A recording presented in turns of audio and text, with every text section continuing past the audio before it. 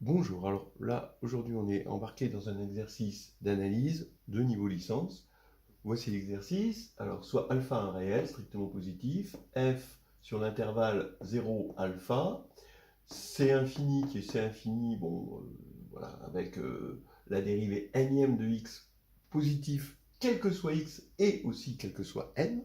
Bon, montrer que sa série de Taylor en 0, ici, euh, converge vers f de x.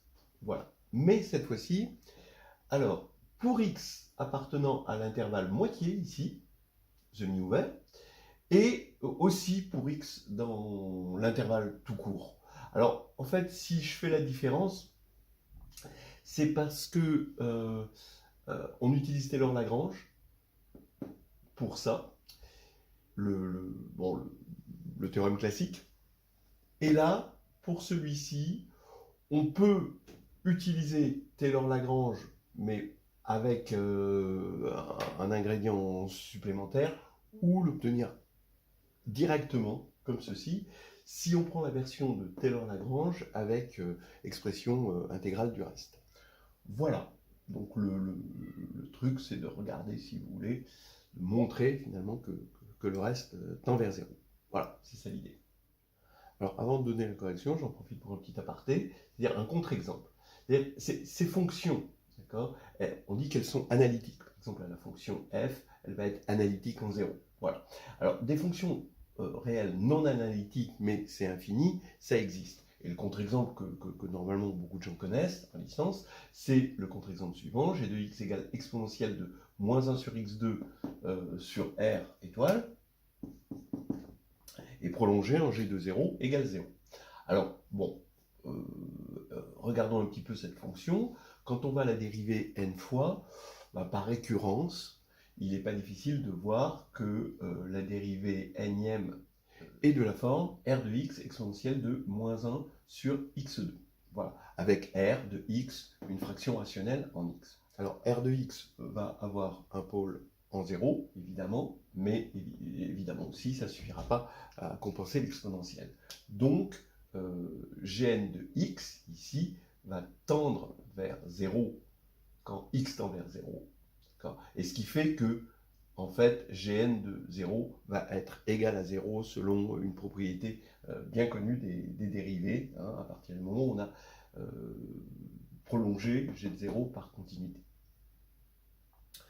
Alors, la série de Taylor maintenant en 0, si on doit la regarder, c'est cette somme-là, bien sûr, et elle converge, puisque tout ça c'est nul, et en fait, la série de Taylor est nulle. Mais c'est pas égal à g de x, évidemment, puisque g de x est non nul. Voilà.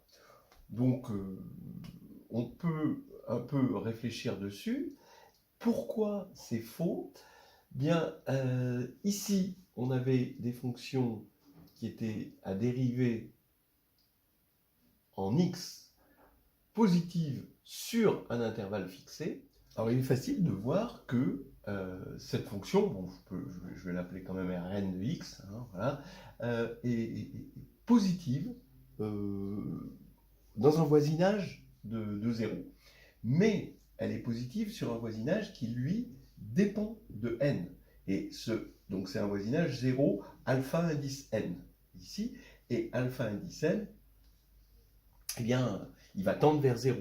Donc on n'a pas un alpha, c'est pas positif sur un intervalle 0 alpha, et c'est ce qui fait que ça ne va pas rentrer dans le cadre de cet exercice et qu'on ne va pas avoir une convergence vers f de x. Voilà. Bon. Alors donc maintenant, allons-y.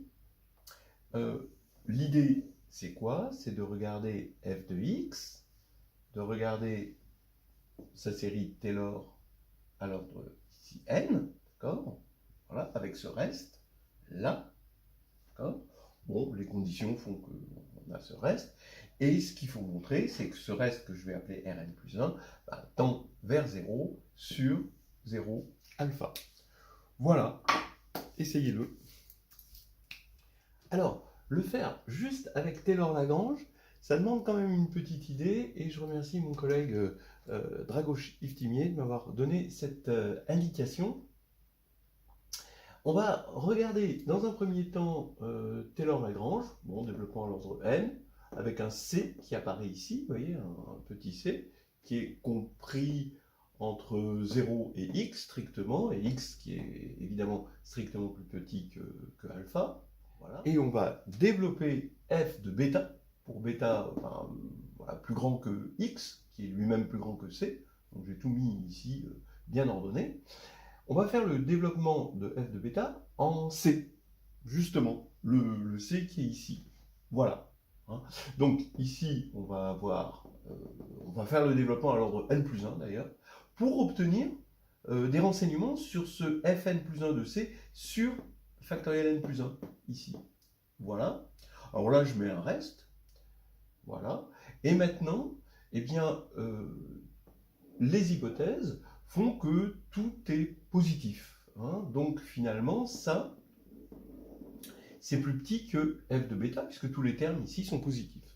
Donc j'écris que fn plus 1 de c, facteur de bêta moins c puissance n plus 1 sur factoriel n plus 1 est inférieur ou égal à f de bêta. Bon, voilà. Donc maintenant, je veux des renseignements sur lui, puisque vous vous rappelez que ce qu'on voulait, c'était que ce reste-là tende vers 0, quand n tend vers plus infini. Et là, vous voyez ce qu'on a, donc ça, c'est inférieur à f de bêta sur x sur bêta moins c, en passant ça de l'autre côté, le tout exposant n plus 1. Donc je vais poser x strictement inférieur à alpha sur 2, comme c'est ici dans l'énoncé, ce qui va faire que bêta, si je pose bêta égale 2x, eh ben, on aura bien bêta strictement inférieur à alpha. Voilà. Et je vais avoir bêta moins c qui est supérieur à bêta moins x, évidemment, vous voyez. Bêta moins x qui est égal évidemment à x. Et donc, ici, on va avoir x sur bêta moins c strictement inférieur à 1. Donc ça va tendre vers 0. Et ça avec, puisque ça, c'est positif. On a un théorème des gendarmes qui fait que ça tend vers 0.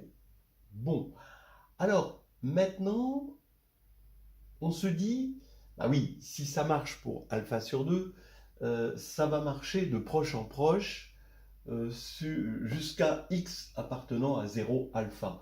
Pourquoi? Parce que, vous voyez, vous allez avoir 0, ça va marcher sur un intervalle alpha sur 2, et ensuite, par translation, on va le faire marcher sur un intervalle encore, comme ça, comme la fonction, il nous reste de la fonction jusqu'à alpha, ça va encore marcher sur la moitié, puis encore sur la moitié, etc. Vous connaissez Achille et la tortue, et finalement, on sait très bien qu'un jour, Achille rattrape la tortue, et on va pouvoir recoller des informations ici, donc en reprenant ce théorème à chaque fois sur des intervalles 2 fois plus petits, et obtenir ici le fait c'est vrai entre 0 et alpha. Mais ce recollement, il demande quand même un théorème. Et c'est intéressant ici de le placer. Alors c'est un théorème plutôt d'analyse complexe, c'est que quand on a une fonction analytique, comme celle-ci, donc ici on a une fonction analytique, eh bien deux fonctions analytiques qui sont égales sur un compact infini, c'est ce qui va se passer ici sur un petit compact infini, quand on aura montré que notre fonction elle est analytique ici, et qu'elle est analytique là, eh bien, deux fonctions qui sont égales sur un compact infini sont en fait égales. Voilà. Parce que ces fonctions analytiques, vous voyez bien qu'elles correspondent un peu à l'image qu'on se fait de polynômes de degré infini.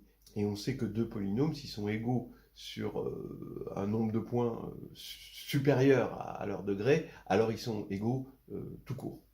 Là, c'est un petit peu pareil avec les fonctions analytiques, mais il faut prendre des compacts infinis pour qu'on puisse assurer que les fonctions analytiques sont égales à partir du moment où elles coïncident sur un ensemble. Bien, alors, voilà une façon finalement un peu, on va dire L3, licence 3e année, de répondre à la question finale. On a répondu à celle-ci et celle-là. Alors maintenant, ce qu'on va voir, c'est qu'il y a un moyen plus élégant que ces petits recollements-là pour obtenir le résultat final attendu, et il s'agit du développement de Taylor avec reste intégral. Voilà, donc on va regarder ça, vous pouvez essayer de le faire aussi. Alors voici une solution, mais qui demande de connaître cette forme-là. Bon, c'est finalement juste une IPP par récurrence, hein, ici. Donc c'est toujours évidemment sous cette forme que les choses sont le plus précises. Alors allons-y, on va prendre 0 alpha et on va prendre bêta et gamma, hein, dans ce sens-là, bêta strictement plus petit que gamma. On va développer f de bêta par Taylor avec reste intégral et f de gamma aussi. Donc bon, ici on va avoir le même polynôme, mais au lieu que ce soit en bêta, il sera en gamma. Bon voilà. On veut montrer finalement que ce reste intégral tend vers 0, c'est ça qui va nous permettre de voir que ça va tendre vers ça, et c'est ça qu'on veut. Et pour bêta quelconque, cette fois-ci, sans avoir à faire des petits raccords comme ça de fourmis. Bon, alors on regarde, on va travailler là-dessus dans un premier temps, d'accord, sur ce reste dont on veut montrer qu'il tend vers 0. Eh bien, regardez, je divise par gamma moins t puissance n, je multiplie par gamma moins t puissance n. Maintenant, ça m'amène à regarder la fonction homographique t donne bêta moins t sur gamma moins t.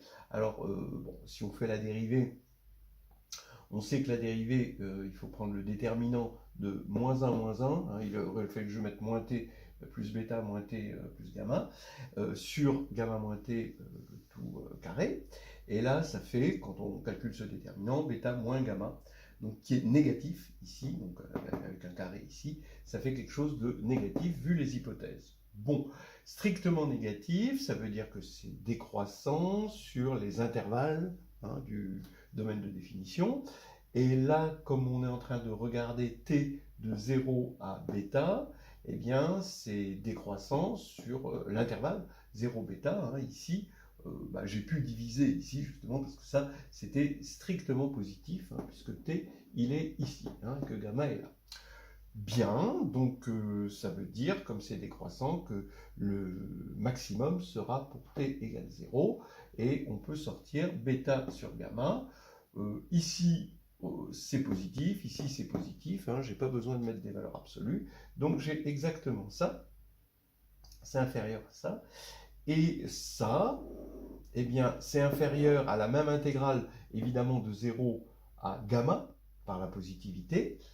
Et ça, c'est forcément plus petit que f de gamma. Donc, j'écris que ça, c'est plus petit que f de gamma fois ça. Et là, maintenant, c'est terminé, hein.